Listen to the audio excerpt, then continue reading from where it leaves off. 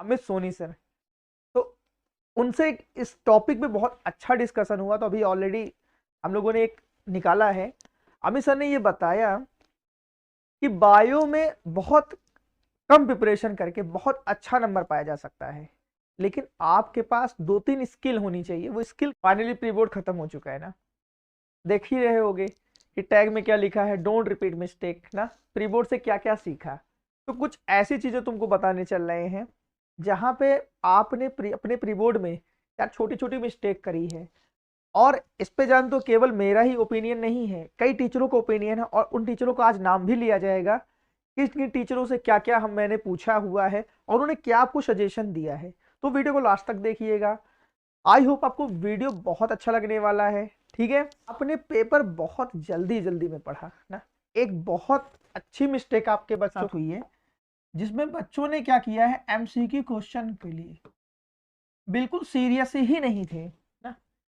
MCQ के लिए बच्चे सीरियस ही नहीं थे। वो जल्दी जल्दी क्या करते थे, क्वेश्चन को पढ़ते थे और रीड करते थे, और रीड के बाद तुरंत क्या कहते थे, आंसर टिक कर देते। जानते हो लास्ट ईयर भी एमसीक्यू बेस्ड पेपर हुआ था, और बच्चों से ये कहे कि सर एमसीक्यू बहुत टफ होता है, डिस्क्रिप्टिव पेपर होना चाहिए, तो आपको हमेशा एमसीक्यू या फिर कहा जाए ऑब्जेक्टिव क्वेश्चन के लिए बहुत सीरियस होना पड़ेगा।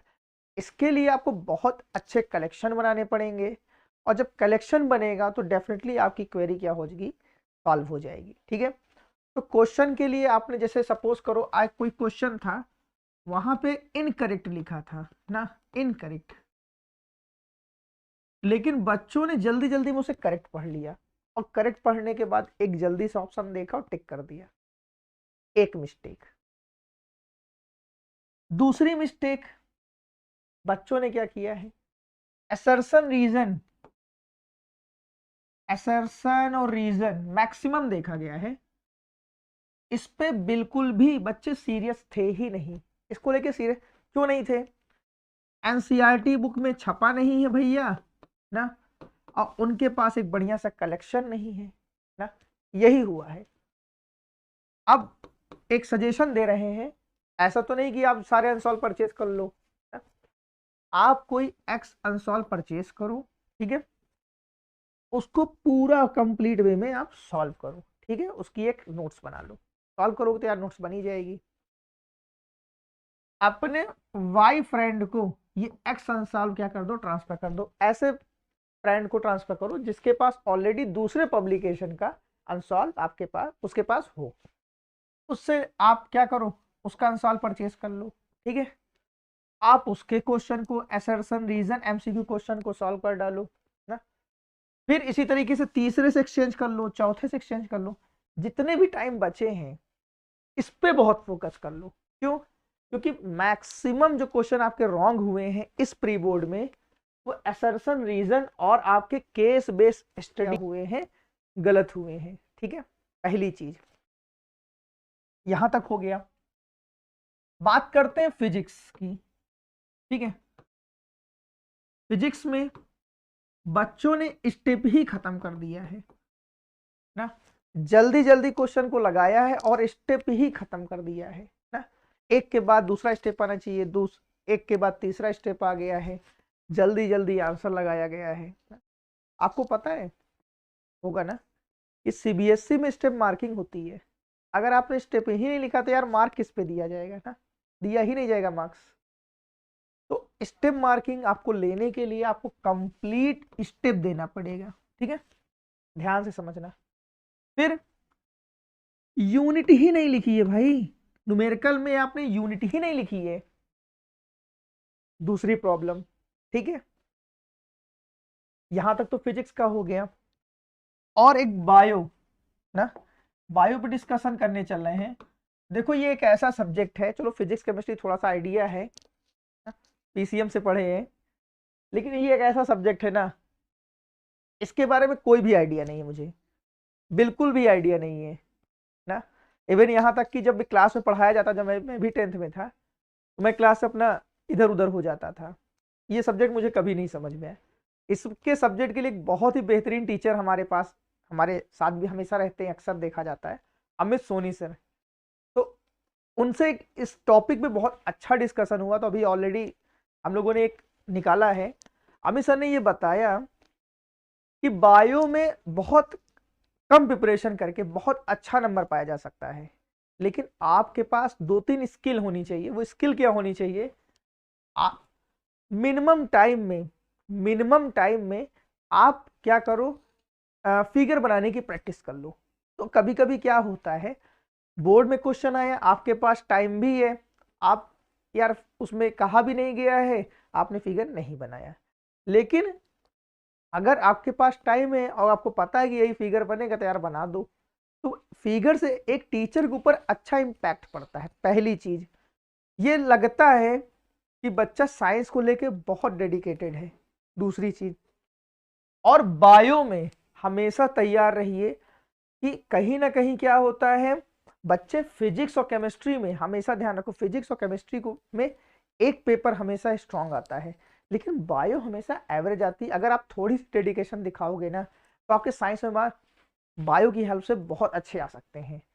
फिजिक्स और केमिस्ट्री में कहीं ना कहीं 2 में से एक पेपर तो यार गड़बड़ाता है, हमेशा जान लेना।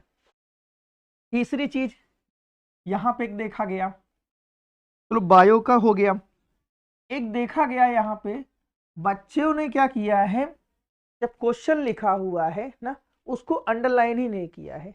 अब जैसे क्वेश्चन ऑप्शन नंबर जैसे लिख दिया है बच्चों ने, सेक्शन ए ना, सेक्शन ए क्वेश्चन नंबर 1 का ए, यार ए के आगे वो भी तो लिखो, उसका राइट आंसर क्या है, राइट आंसर भी तो लिखो।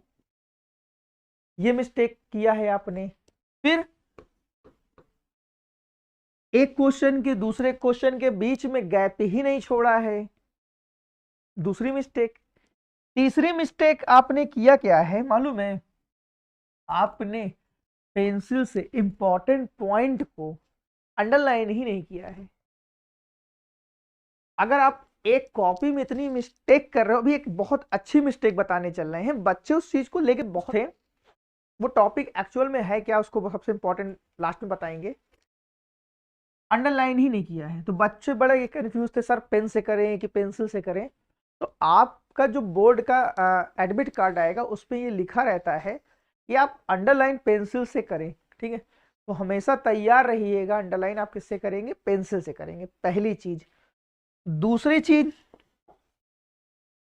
बच्चों जैसे लिखा रहता है, एक लिमिट लिखी रहती है, वर्ड की लिमिट लिखी रहती है, ठीक है।